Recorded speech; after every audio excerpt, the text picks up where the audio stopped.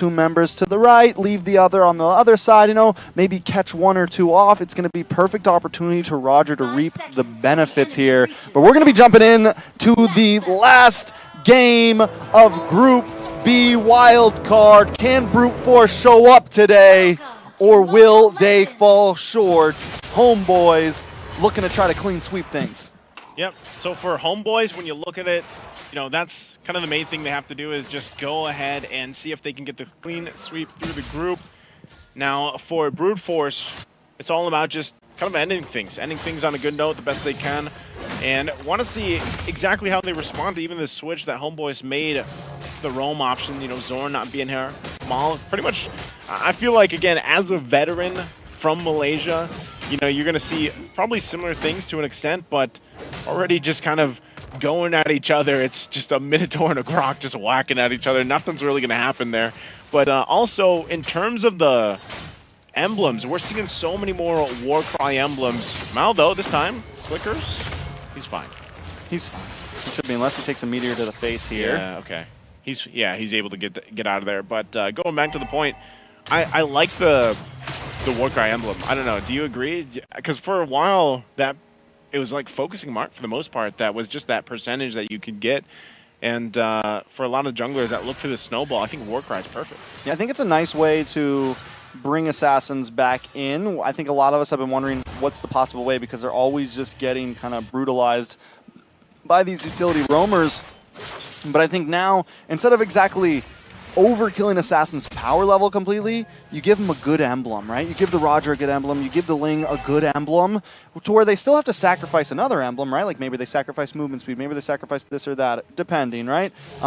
So they get this Warcry, and that just gives them just enough damage to really pack a punch, to really be able to, you know, go all out here. So Chibi with the Warcry, let's see how he can pull up here. We do have the concussive blast on Mashiro. Yeah. So kind of typical build for him, Fanger, and was that he gets the purple buff steal there, which is huge, and he's gonna be able to make the turtle in time. Ooh. A little bit of damage. Oodle able to get the kill on Marbin there. Chibi with the Finch Poise on this Rose. Mashiro able to get the turtle though. Fanger does have level 4, decides not to use the Minoan's Fury just yet. They got what they came for. They got the turtle, but they're still behind in gold. Okay, they're still behind in the gold that they'll be working on through, but, you know, at this point, I don't know. I feel like even with that first blood, obviously for Brute Force, they're still going to be okay. And that's partly due to their lineup. Now, Mal's doing a great job at just providing vision. I mean, this is his job. You pick up a Grok on the roam, you sit there, provide the comms to your team. You know, it gives the insights of where the rotation's happening here for Mashiro. And, you know, that's what they're doing. That's how HomeBois is kind of rotating a map the way they are. They know exactly where everyone is. Look at this diversion. Divergent play coming in with Mal and Oodle. Ooh, but Wade Fanger calls it with the Minoan's Fury, gets a double knockup. Black March looking for the kill. A nice meteor strike as well. Black March looking for the final shots, but he's taking too many hits to the face. Nets with the response. Down comes the Tentacles of Blades, and Tibi falls. The response was wonderful, but Brute Force, but HomeBois read the card, and they pull it. Black March goes down. All right, Black March goes down. HomeBois still playing around this momentum that they've garnered themselves at 4 minutes in. They might still look for more plays because so far, you know, they've just, I mean, Mashiro has been farming up, but because, like I said, with the way that Mal's playing this and just, he's planning himself on that side of the jungle, getting the information, HomeBois will make the plays where they want to. That's one of the advantages also of having the diversion in Udil's repertoire with this Lui Yi. Being able to go in a glimpse. Now, I know the cooldown was extended a little bit for that diversion play. You have to be a little more kind of decisive in how you want to utilize the diversion. Looks like they're going to use it here. They go towards top again. But, you know, that's something they can play around with. Looks like Brute Force might want to make a play up here, but Turtle's going to be up. So they should be able to go ahead and get control of this area, this zone. And we'll see if they're able to secure themselves another turtle. HomeBois, though. Marbin taking a lot of damage, able to get the final slash. Able to dash through. Black March picks up the kill onto Oodle. Chibi able to get the damage of Blades. Able to just back off. Marbin now taking too much damage. Chibi goes down. Kojic able to snipe him off the Finch pose. Wait a nice time offended from Sepat. Do a little bit of damage on Mashiro. Mashiro responds with a couple more hits of his own. Now HomeBois low down a Chibi. It's Black March up against Nets as well on the top side, trading blow for blow. Shot for shot, but the gold crab should go to Black March. Okay, they at least deal with that. They get themselves in a position where Brute Force is still going to be okay. Good flash through the Oasis being picked up too that they can play around with. That sustainability is going to be one of the key components of utilizing the Minotaur pick in some of these fights, right? Because dealing with how much burst could come from the lineup from HomeBois, you know, overall, that healing will play a point in the setup, so half health on the turtle here. Yeah, I mean, this is the same second turtle right here. Nobody was able to take it last time. This time, Chibi will succeed. Mal, though, in a little bit of trouble, able to use a flicker, will be able to get away there. HomeBois now going to take that lead a little bit farther.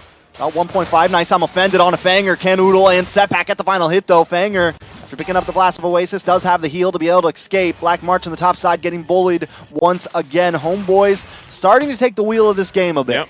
That's what they're going to do. They're going to hit their timings. You know, at this point, Skypiercer also picked up now by Chibi, so he's got that available to him. Usually we see these, right, come up early on for the Assassins. Oh! Come on, but wait a second, big. Minoan's Fury, I'm offended, does come in from Setpat. Black March is trying to run away. They've taken the tower now. This is going to give opportunity for Nets to roam around. It's nothing but Nets in the gold lane. He's winning out again. Yep, he's winning out again. Nets is doing exactly what he has to do on this carry. You know, you're not going to be able to really shine until later on. And it looks like they try to even make a play here in the mid lane, but Brute Force still not able to find that just yet. A little jungler battle here. Marvin up against Chibi, but that hurts. He got sniped earlier off the wall. Yeah. He's got to be careful for that because Kojic has an eye out on him. He's got the scope. He's locked in. And they're always coming. He comes to the Virgin. Once again, another meteor lands down on the Nets, but it's not enough to kill him. Marvin will be the first to fall in this fight. Brute Force, though, looking for Oodle. Oodle in the back, bad spot next to this orange buff. He's going to fall. Mashiro able to take out the kill. That's 1 for 1. Brute Force still hanging in there. Able to kind of not let that gold lead escape too far. Yeah, that's what Brute Force has to do. You know, if they're able to split someone off from HomeBois, following through with the diversion, then that's great for them. They can find a kill, kind of build up off of that. You see some of the items already being locked in, those first items for the members from Brute Force. You've got that Skypiercer as well on Black March, so this is going to be a Skypiercer battle, and whichever team can get that threshold faster is going to be able to utilize that early on in some of these skirmishes, these team fights. Next turtle's going to be up, but it's a 1-for-1 turtle-wise for both teams. Who's going to be able to get this third one? It looks like they want to fight. Brute Force goes in. Master Echo does give Brute Force some vision. Nobody going down just yet. Nice, I'm offended on a Marvin. Marvin able to use the flicker with a wild charge. Connects. Down comes Tempest of Blades. And Marvin's wiped off the field. HomeBois taking the kill, taking the turtle, looking to take this game. Oh, diversion right on top of Black March. Black March in trouble. Able to Lycan pounce onto the creep camp to get through the wall and get away there. Well played by Black March. Good response, you know, from Black March because that diversion dropped right on his head. So with that, again, how everything went is fine for Brute Force. They're a little bit behind. They might try to keep this together, but the turret's going to go down. And Nets, I don't think they're going to engage on that. It looks like they're just going to back off. Didn't get a chance of that replay. Going to look at the hand cams here once again. The players, of course, duking it out. But with so far from HomeBois, one of the things that they have to kind of utilize is what we saw from the previous team fight, the wild charge into either the I'm offended. They could play around that. They could use it as disengage. And I think all this is going back to the point. Oh, Marbon. Chibi versus Marvin, man. It is non-stop. It attempts a Blade's going to slam down, get the knock up, and take the kill. Put it in his pocket with that one. Chibi feeling himself right now, 3-1-0. You know, that's what we're seeing a lot with Skypiercer. Hold on in the jungle. Okay, I think he's able to get out. Oodle takes it. Because of the Skypiercer, we're seeing so many of these assassin junglers have the confidence to dive under the turrets. Because when it's a low health target, they know they just need to get a little more damage, and then it's going to proc, and they're going to clean up the kill. And I think that's why the shift of assassins being picked up and turret dives are happening so often now, even early portion of the game. Because, you know, Chibi doesn't have that much. He's got Berserker's Fury, he's got Skypiercer, he's got the Haas Claws. And that Skypiercer being 1,500 gold is a big component to this being able to lock in those 3 items, you know, and kind of just utilize the way that Ling works and get a kill. Tempest Blades just like this should be able to get just out, heals back up with the Haas Claws. You know what I mean? So that's the way that Lings are being played right now. That is the way. And hold on, Marvin. Look for an angle, able to get the final slash on a Chibi, but Seppat able to lock him up once again. And this is where the Ruby's helping out for players like Chibi, for Nets. He's able to kind of slow them down, stop them from getting the big play that they want. Well, the little Red Riding Hood is doing well right now. He's doing all right. But at this point, now that we're in this Lord territory, this is where Brute Force could possibly punish. And if they want to punish, it's more so of just being able to play around a possible diversion. You can already see HomeBois, the game plan for them. It's going to be used right now. Look at where it's going.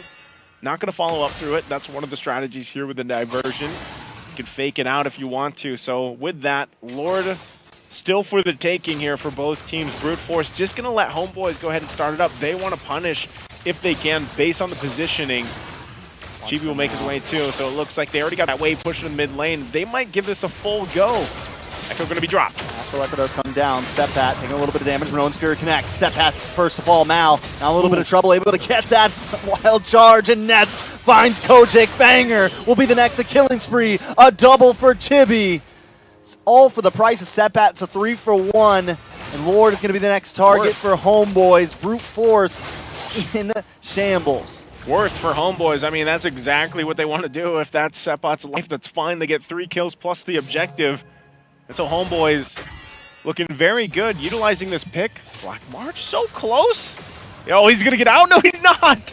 Oh my god, a lot of damage. Black March in trouble, maybe looking for the 1v1, but no, Chibi still gets the kill. So now it's much more than just a good trade. It is a great trade for HomeBois as the Lord encroaches on a Brute Force's base. Yeah, so they're going to have to deal with this. Again, it's going to be a bit for Black March to be back up. By that time, HomeBois is going to be knocking on the door on the home of Brute Force. So we'll go ahead and clear out the lanes the best they can. But at this point for HomeBois, with the lead they have in this lineup, they should possibly get these shields. I don't know if they'll actually be able to get a turret just yet, even though they're ahead, almost 10,000 gold, unless it's a forced initiative. Seppat doesn't have the flicker available, though. Echo's going to be dropped down. The turret's going to be worked on, so actually, they actually fight. Inhibitor right there. Marvin does get the final slash on the Seppat, able to flicker away. Black March trying to clear the wave, but the Lord still coming in. HomeBois maybe looking for a quick finish here. They don't have a wave down the mid, so it's going to be hard to try to transfer anything over to the middle inhibitor. HomeBois going to play a safe back off. But look at the bottom tower. Minions take it on their lonesome. HomeBois with a huge win off the first Lord. Okay, I take that back. I didn't know if they'd be able to get multiple turrets. I actually expected Brute Force, even with the lineup they have, they might have just, swept in the minions with the final slash and then cleared things out, but they end up losing 2 turrets and maybe 3. They're looking for a third here for sure. Chibi on the top side by himself, but he's going to buy space for the rest of the team to take that mid tower. They send, Brute Force uses 3 of their members to go after Chibi, and HomeBois are like, that's fine, you can try to get him, you're not going to be able to, but we're going to take your tower. You're going to take the tower, and you're seeing this too. The Wishing Lantern was picked up by Udil, has that available, gets that extra. It's very easy with a Lua Yi to pop off that proc. It's about, I think it's 800 damage. You get a 10% current HP damage that procs with that Wishing Lantern. So great pickups here already for HomeBois, but that's expected because they're massively ahead. 11,000 gold ahead, they're going to be able to do that. So for Brute Force, it's on the defensive. How do you deal with this amount of damage being thrown at you? And you need some of those defensive items, and you have to hope that you can withstand that, because magic damage is going to really wreck them. As we get a nice close-up look from HomeBois. This is for Zorn. Feeling good. Yep, that's for Zorn. They got the whole formation going on, because really at this point, even with the lead they have, they kind of just, I think they're just going to go ahead and wait for this Lord. Even with this situation of, they've locked in tomorrow for them, it's all about the foundations, the discipline, going through those motions and keeping them refined before tomorrow. So for HomeBois, unless they go for a pickoff, Lord's going to be up now, though. So for Brute Force, they'll have to be careful on approaching this. It looks like the buffs are just going to be stolen, and then HomeBois will go ahead and start up this Lord.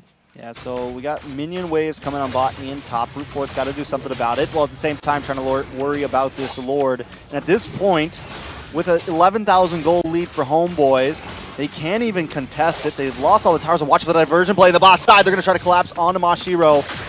Marvin taking a lot of damage, gets the final slash on the nets, but he still falls set back, able to get the kill. And look at Chibi on the chase, finds Kojic. Tempest of Blades to crash down on top. Outplays, gets away from that Minoan's Fury. Setback does go down, but he has immortality still. HomeBois just waiting for the minions now. It's Fanger, Mashiro, and Black March against 5. I don't think so. You know, they got to wait for this Lord. It should be everybody up for brute force, unless somehow, some way, HomeBois. There's the I'm offended. Not going to connect. Gonna be okay though. It's 4 members around the boss side. Lord still coming. Can brute force defend once again? Mashiro down about 20%. Black March. He's shredded by the speedy light wheel, but that is it. The base goes down, and HomeBois with the clean sweep onto Group B. HomeBois will do it just like we saw in Group A. Group B will also be a sweep throughout the series. HomeBois securing their match against Entity 7 tomorrow in the final match for the wildcard teams here, of course. And